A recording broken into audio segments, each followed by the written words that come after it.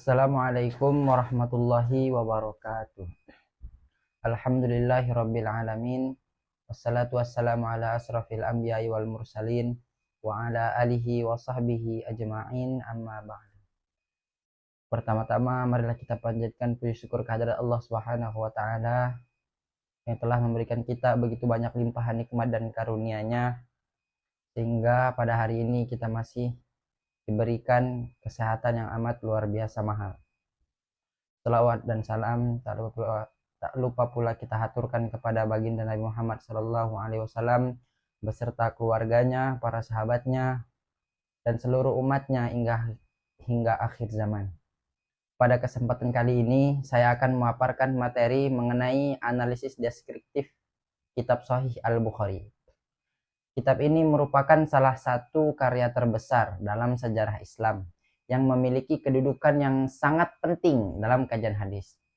Melalui presentasi ini, kita akan mengenal lebih dekat sosok Imam Al-Bukhari, penjelasan hidupnya, metode beliau dalam menyusun kitab Sahih Al-Bukhari, serta alasan mengapa kitab ini menjadi rujukan utama umat Islam hingga sekarang.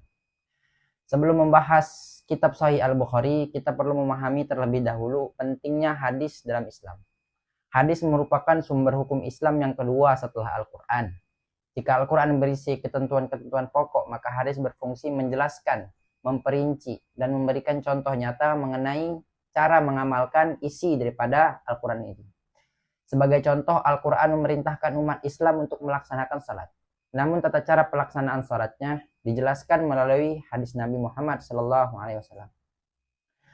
Pada masa awal Islam, hadis lebih banyak dihafalkan daripada ditulis.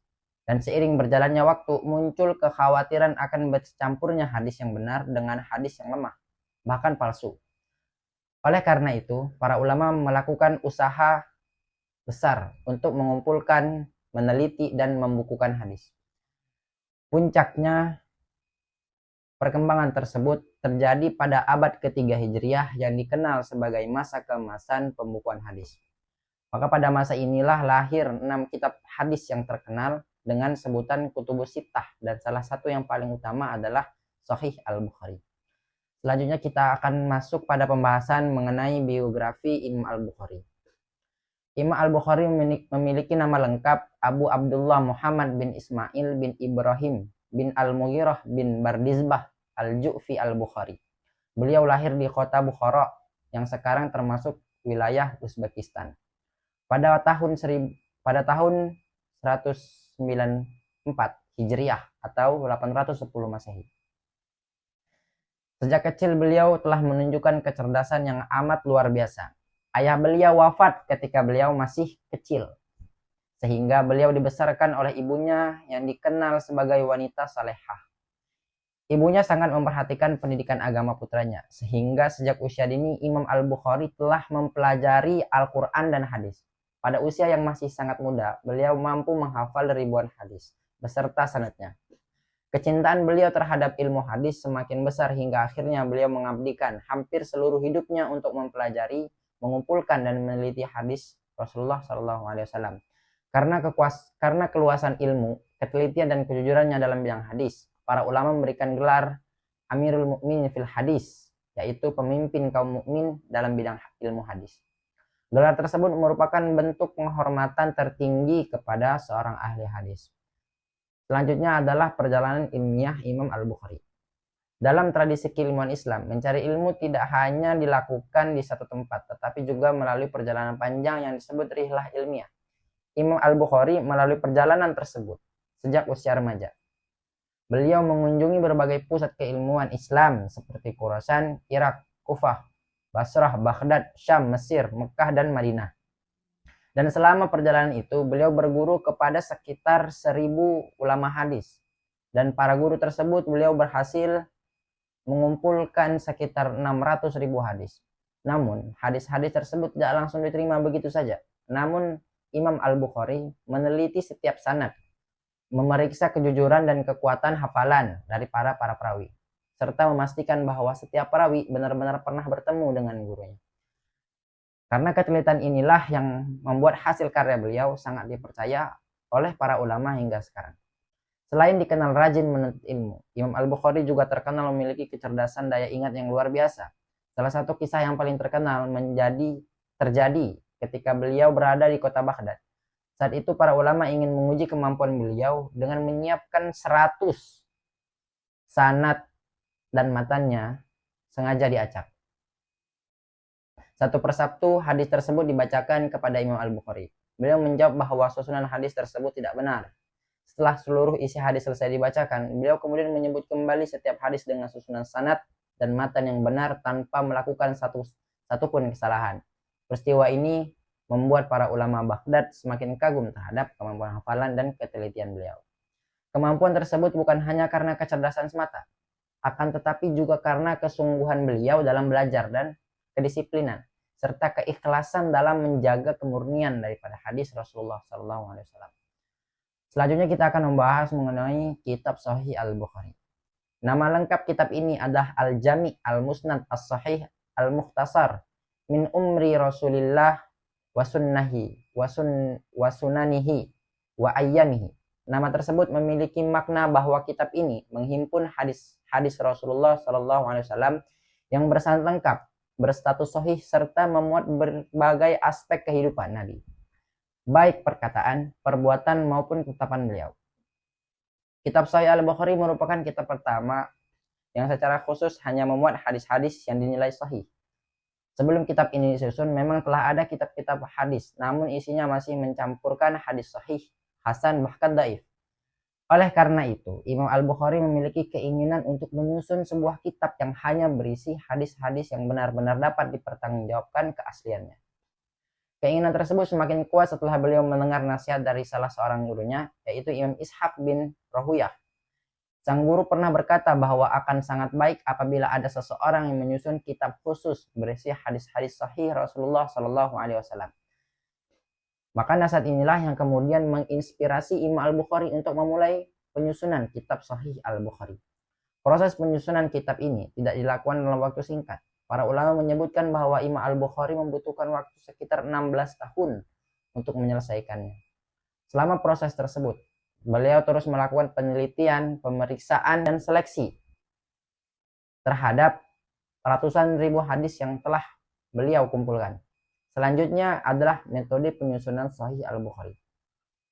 Keistimewaan utama kitab ini terletak pada metode yang digunakan Imam Al-Bukhari dalam menyeleksi hadis. Beliau dikenal sebagai ulama yang sangat teliti dan sangat berhati-hati.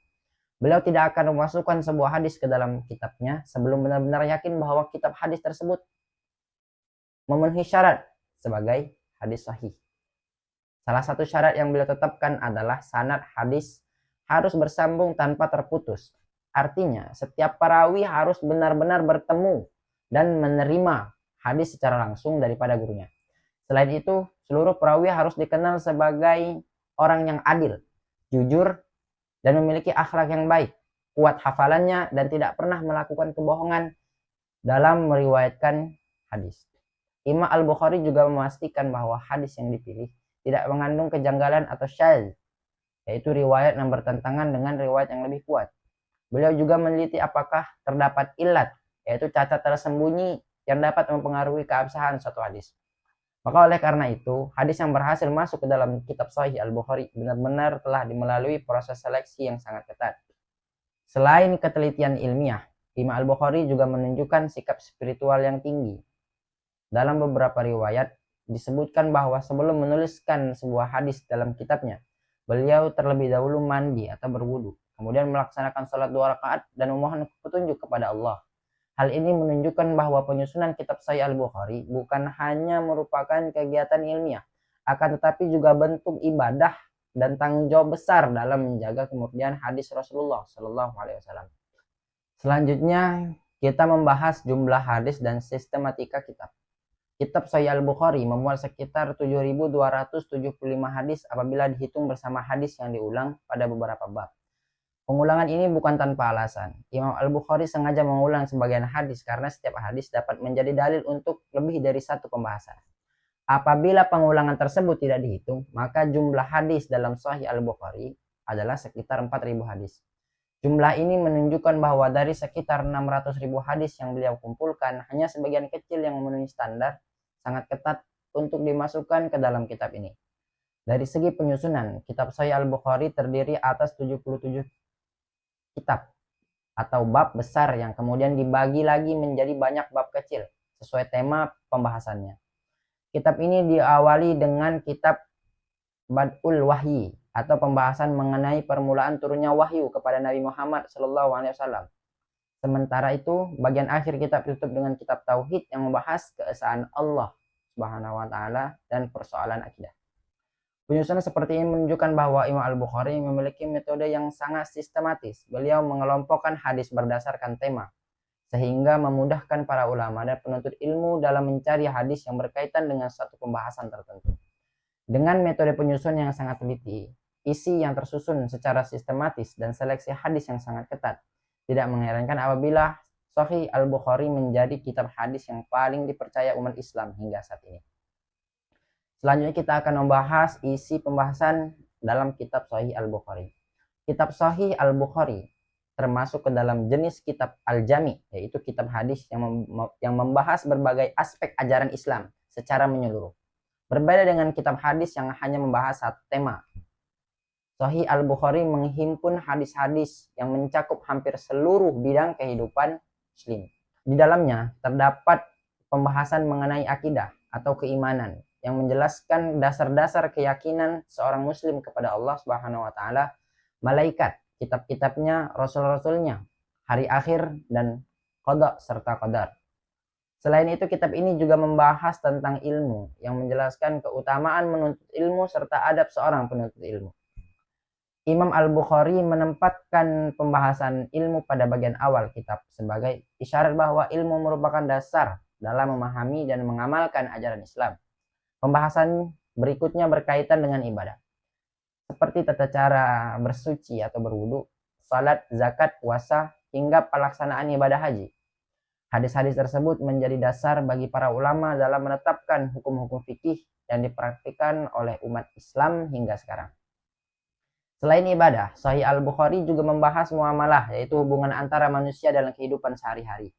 Misalnya mengenai jual beli, utang piutang, sewa menyewa, warisan, serta berbagai bentuk transaksi lainnya yang harus dilakukan secara jujur dan sesuai dengan syariat Islam. Kitab ini juga memuat hadis-hadis mengenai pernikahan dan kehidupan keluarga, mulai dari anjuran menikah, hak dan kewajiban suami istri, pendidikan anak, hingga pentingnya menjaga keharmonisan dalam rumah tangga. Dan tidak hanya itu, Imam Al-Bukhari juga memasukkan pembahasan mengenai akhlak dan adab, seperti kejujuran, amanah, menghormati orang tua, menyambung tali silaturahmi, bersikap rendah hati, serta larangan-larangan melakukan perbuatan yang dapat merugikan orang lain. Di dalam bagian yang lain terdapat pembahasan mengenai tafsir Al-Quran, jihad, sejarah para nabi, serta pembahasan tentang tauhid yang menjadi penutup kitab Sahih Al-Bukhari. Hal ini menunjukkan bahwa kitab ini tidak hanya menjadi kumpulan hadis, akan tetapi juga menjadi pedoman hidup yang membahas hampir seluruh aspek ajaran Islam. Selanjutnya adalah penilaian ulama terhadap hadis Sahih Al-Bukhari. Sejak selesai disusun, kitab Sahih Al-Bukhari mendapat pengakuan yang sangat luas dari para ulama. Mereka sepakat bahwa kitab ini merupakan kitab hadis paling sahih setelah Al-Quran. Imam At-Tirmizi, yang juga merupakan murid Imam Al-Bukhari, memberikan pujian atas keluasan ilmu dan ketelitian gurunya dalam meneliti hadis. Kemudian Ibnu Khuzaimah pernah mengatakan bahwa beliau tidak mengetahui ada seorang pun di bawah langit yang lebih mengetahui hadis Rasulullah SAW daripada Imam Al-Bukhari. Sementara itu Ibnu Katsir menjelaskan bahwa umat Islam dari generasi ke generasi telah menerima kitab Sahih Al-Bukhari sebagai kitab hadis yang paling terpercaya. Oleh karena itu kitab ini dijadikan rujukan utama dalam berbagai kajian hadis dan hukum Islam. Karena kedudukannya yang sangat tinggi, banyak ulama kemudian menulis kitab syarah, yaitu kitab yang berisi penjelasan terhadap hadis-hadis dalam Sahih Al-Bukhari. Dan di antara kitab syarah yang paling terkenal adalah Fathul Bari, karya Ibnu Hajar Al-Asqalani. Kitab ini dianggap sebagai syarah terbaik karena memberikan penjelasan yang sangat rinci mengenai sanad, makna hadis, serta pendapat para ulama. Selain itu terdapat Umdatul Qari karya Al-Aini yang banyak membahas aspek bahasa, fikih, perbedaan pendapat para ulama. Dan ada juga Irsyadus Syari karya Al-Qastalani yang memberikan penjelasan dengan bahasa yang lebih mudah dipahami. Dan keberadaan kitab-kitab syarah tersebut menunjukkan bahwa Sahih Al-Bukhari terus dipelajari dan dikembangkan oleh para ulama sepanjang sejarah Islam. Sebagai kesimpulan, dapat kita pahami bahwa Sahih Al-Bukhari merupakan karya monumental Imam Al-Bukhari yang memiliki kedudukan yang sangat tinggi dalam khazanah keilmuan Islam. Kitab ini lahir melalui proses penelitian yang sangat panjang, penelitian yang luar biasa, serta metode ilmiah yang ketat dalam menyeleksi hadis. Keistimewaan tersebut menjadikan Sahih Al-Bukhari diakui sebagai kitab hadis paling sahih setelah Al-Quran. Hingga saat ini kitab tersebut menjadi rujukan utama bagi para ulama, akademis maupun umat Islam itu sendiri dalam memahami hadis Nabi Muhammad SAW. Maka melalui pembelajaran tentang Sahih Al-Bukhari ini, kita juga dapat mengambil pelajaran bahwa mencari ilmu membutuhkan kesungguhan, ketelitian, kejujuran, serta keikhlasan, sebagaimana yang telah dicontohkan oleh Imam Al-Bukhari sepanjang perjalanan hidupnya. Maka demikian pemaparan yang dapat saya sampaikan hari ini. Semoga materi ini dapat menambah wawasan kita mengenai sejarah kedudukan kitab Sahih Al-Bukhari dalam kajian hadis. Maka mohon maaf apabila terdapat kekurangan atau kesalahan dalam penyampaian. Waalaikumsalam warahmatullahi wabarakatuh.